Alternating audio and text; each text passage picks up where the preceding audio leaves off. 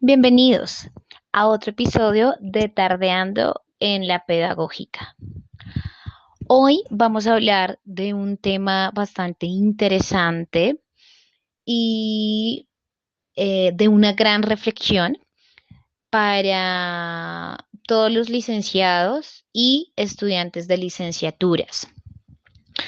Un tema eh, que nos abre perspectivas y nos cambia pensamientos. Vamos a hablar hoy sobre el saber.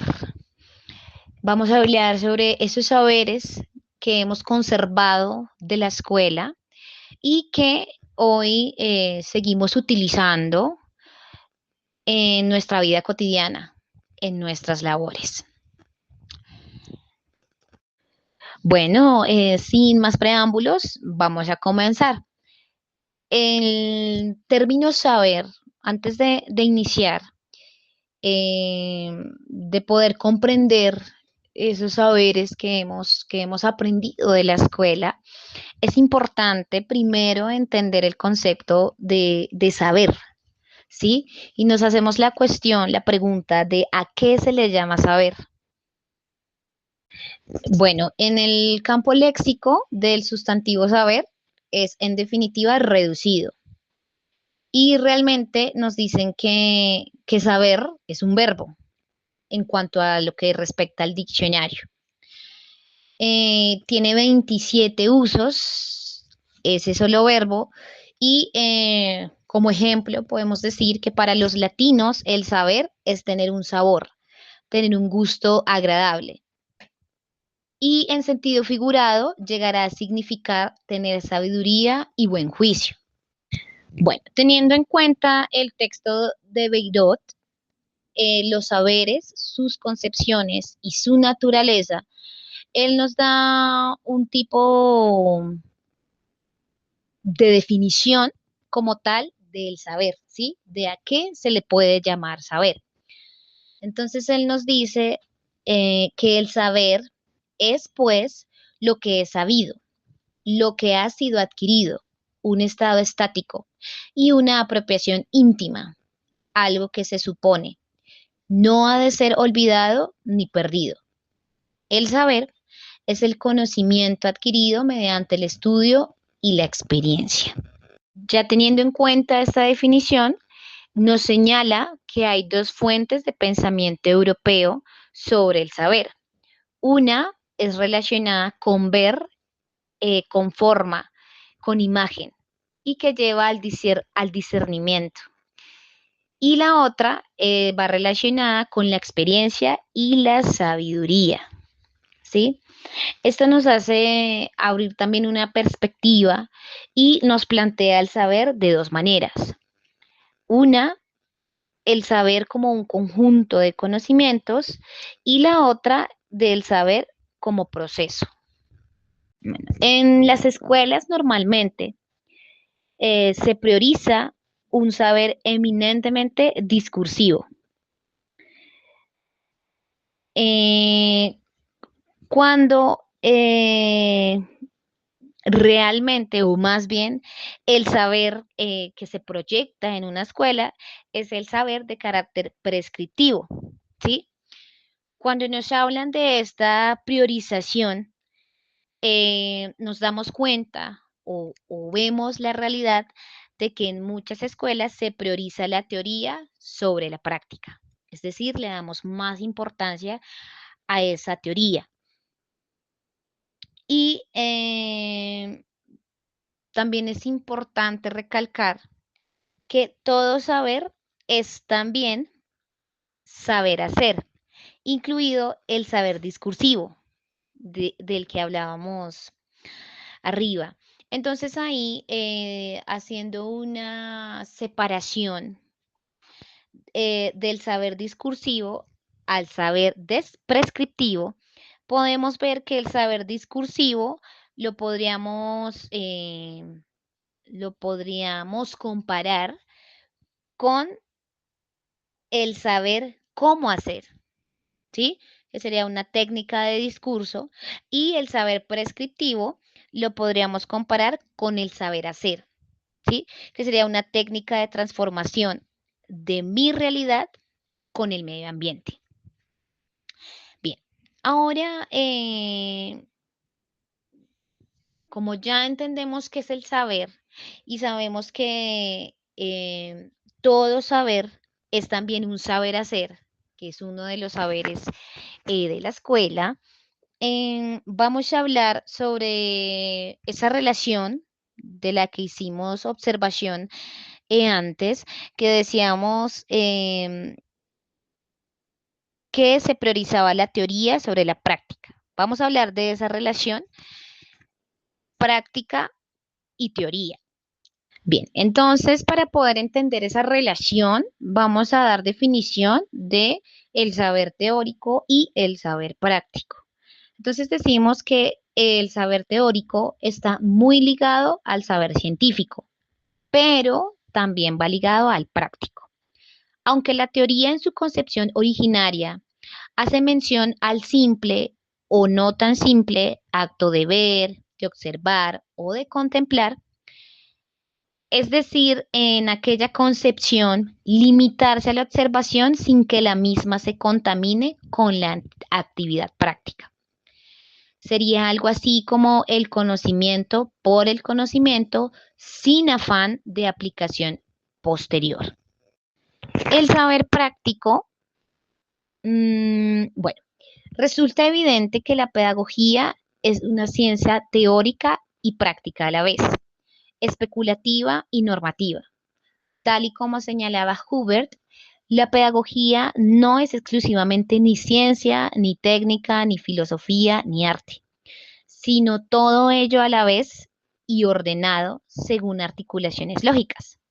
Así, podríamos hablar de una práctica apoyada en un saber científico y en una habilidad técnica que la facilita, y cimentada en unas ideas de valor que dan sentido de finalidad a la acción educadora. Parece evidente, llegados aquí, que la teoría sin práctica difícilmente es posible, si es que no debe excluirse completamente. Sin embargo, la práctica sin teoría es posible, aunque es básicamente problemática y peligrosa en el educador profesional. Estaríamos hablando del saber basado en la experiencia, saber experimentado o saber espontáneo. Sería el saber propio del práctico, del educador, que a base de ensayo y error, por ejercicio, por hábito, sabe cómo actuar en las diferentes ocasiones que le brinda esta forma de educar. Podemos ver que esta es una de las maneras más habituales de saber dentro del ámbito educativo y puede ser uno de los que más aplicamos cotidianamente en nuestra vida, de hecho en nuestro diario de vivir, diría yo. Bien, entonces ya teniendo esos dos argumentos y s- eh, esos dos, esas dos bases para poder arrancar, entonces ya sabemos que aunque los saberes teóricos y prácticos los consideramos como opuestos, debemos entender que la teoría, tal y como se concibe hoy, solo tendría sentido si se llega a convertir en un conocimiento instrumental al servicio de esa práctica. Al ofrecer el conocimiento preciso para explicar las causas, cuestión que también estaría ligada al saber técnico, así podríamos entender que teoría y práctica son saberes recíprocos que deben estar integrados. Bien, ya para terminar, vamos a hablar de un debate que se hace alrededor de la relación práctica de teoría, de una charla que hizo la pedagoga Rebeca Anijovic, en la que diserta sobre la noción de práctica reflexiva. Vamos a ver esa discusión y por último vamos a hablar sobre saber decir versus saber hacer. Bien, bueno, entonces esa pedagoga nos decía que la práctica reflexiva es la capacidad que tiene el sujeto de reflexionar, según Dewey, ¿sí? Es la posibilidad de generar una capacidad de los docentes de reflexionar sobre su propia práctica. Eso es una práctica reflexiva. Nos dice también que ese proceso de reflexión empieza sobre la práctica, sobre una situación de enseñanza que generó una incomodidad en la clase. Entonces ella nos decía que había que cuestionarnos. Entonces, ¿por qué hoy se demoraron más haciendo la actividad? Porque algo que para mí era sencillo de entender y pensé que lo iban a entender rápido, para ellos fue más difícil, se demoraron más, tuvo cierta dificultad, bueno, en fin. Em, Dice que también esa práctica reflexiva es una habilidad, una capacidad de pensar sistemáticamente. No es una práctica espontánea, se debe provocar y se debe enseñar esa práctica reflexiva. Nos habla también de las comunidades de práctica, que son como grupos de personas que comparten una preocupación. Y ella nos da como 4 pasos para poder empezar a implementar esas prácticas reflexivas en nuestro día a día.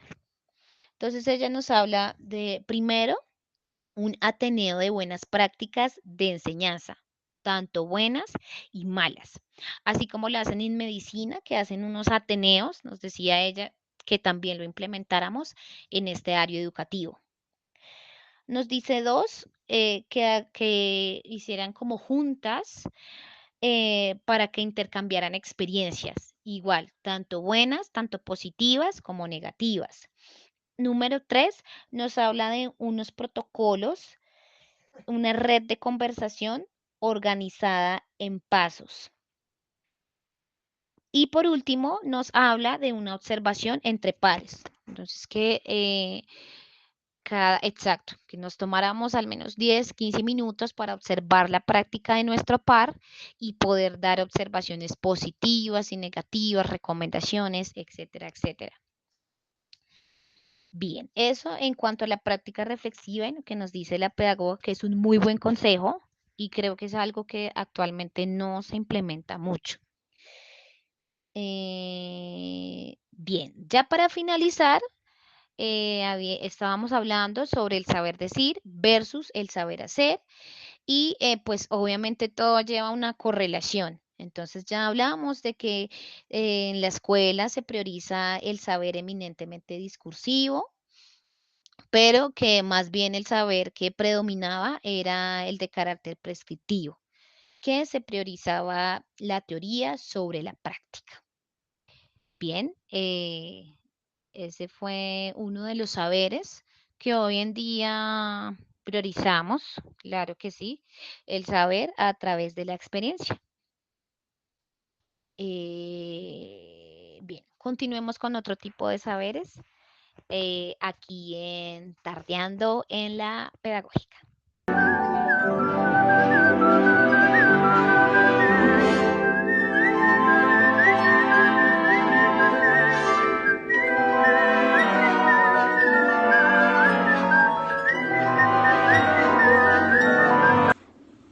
Hablando de la reducción al reduccionismo, podemos ver lo importante que es que todo vaya ligado, ¿no?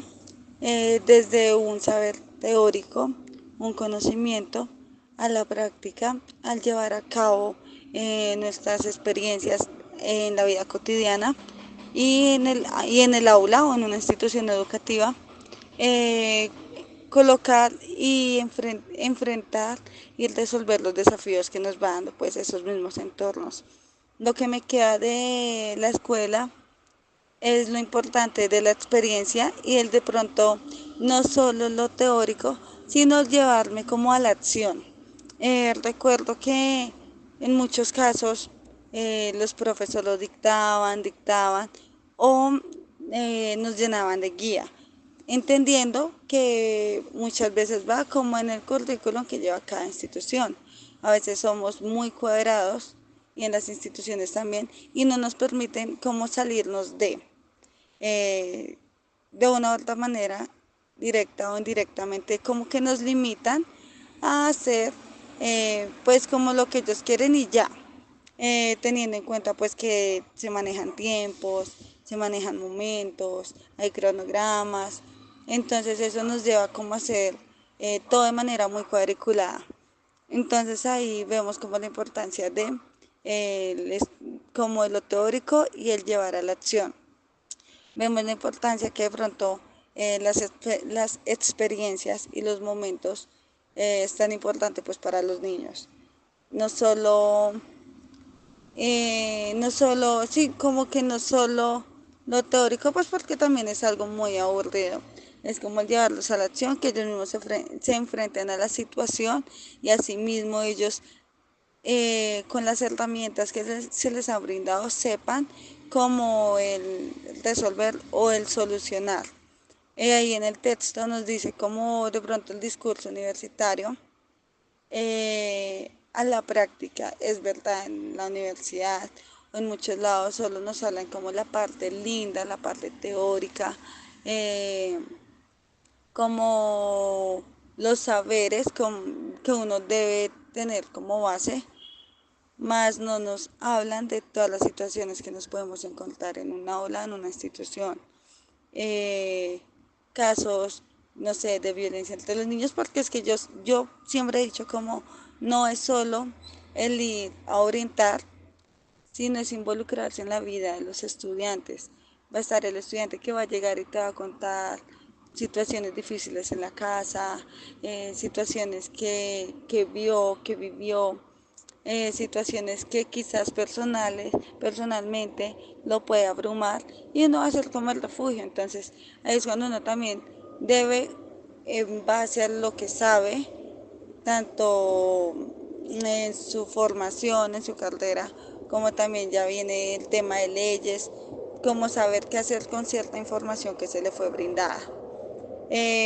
Ahora que de pronto estoy en un aula, no como estudiante, sino orientando de una u otra manera, me doy cuenta que en muchos casos sí es la misma institución la que lo limita a uno.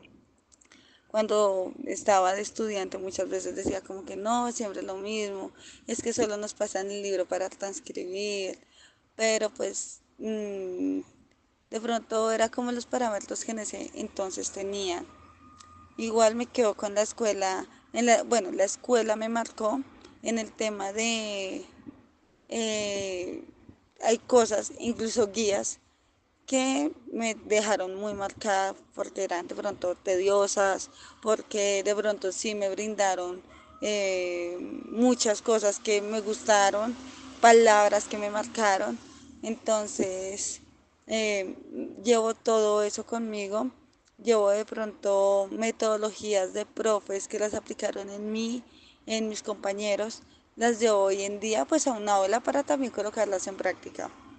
Pero me doy cuenta de la importancia que hay siempre y en todo en la vida de lo teórico y lo práctico. Son cosas que van ligadas de la mano. No puede haber un divorcio como dice en el texto. Pues con ese divorcio se empiezan a desprender y como una arañita le empiezan a salir paticas por todo lado y a la final no llega a un punto fijo. Entonces, eh, es como ir todo cogido de la mano, pues como bien se dice, somos como el pilar para cualquier tipo de formación, porque todos pasamos desde un jardín a una básica primaria, a una básica secundaria y a un bachillerato. Son todo el que tenga alguna profesión o algún técnico o alguna educación superior, pues deben pasar por esta base sí o sí. Bueno, compañeras, para mí el saber que más me benefició en el colegio y que aún hoy en día recuerdo y siento que me fue muy útil para llegar a ser lo que hoy soy y estar haciendo lo que estoy haciendo, como es estudiar esta carrera, es la disciplina, el proceso también que hay detrás de las respuestas de los trabajos. Entonces, digamos que son como talleres, proyectos o incluso trabajos en grupo. Se preguntarán, pues, cómo es esto? Resulta que cuando nosotros hacemos un proyecto, una tarea, un taller, trabajos asignados por el maestro, lo que importa superficialmente diríamos que son la calificación, las respuestas positivas, que nos vaya bien, pues en este examen, en este trabajo. Pero realmente, si hacemos esto, terminamos aprendiendo realmente algo muy básico o nada prácticamente, ya que nos enfocamos en los resultados, pero no en el proceso.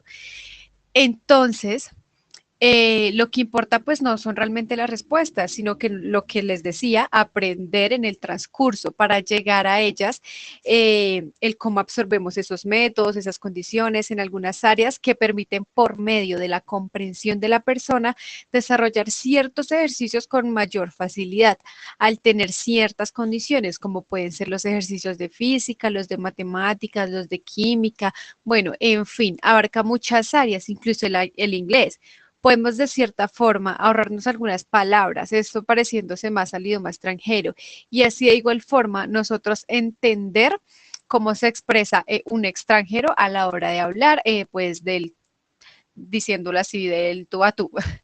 Y el no típico y típica estructura que se nos enseña, que es el verbo to be, los sujetos, verbos, bueno, etcétera. Como nos dice Bellerot, el saber es saber de lo que él es, de la capacidad de un individuo de dar cuenta y razón de lo que sabe. Entonces, de cierta forma, nosotros los estudiantes llegamos a pensar que el saber es solo un depósito al cual recurrimos como una respuesta a lo que estamos buscando en determinados ejercicios, más no como una disciplina o una herramienta que nos pueda llevar a la misma. En palabras simples, buscamos la respuesta, mas no sabemos cómo llegar a ella. Nos enfocamos más en lo que hay que hallar y no miramos más allá de la misma, el proceso que hay detrás de esto, el cómo interpretar su comportamiento, entre otras cosas.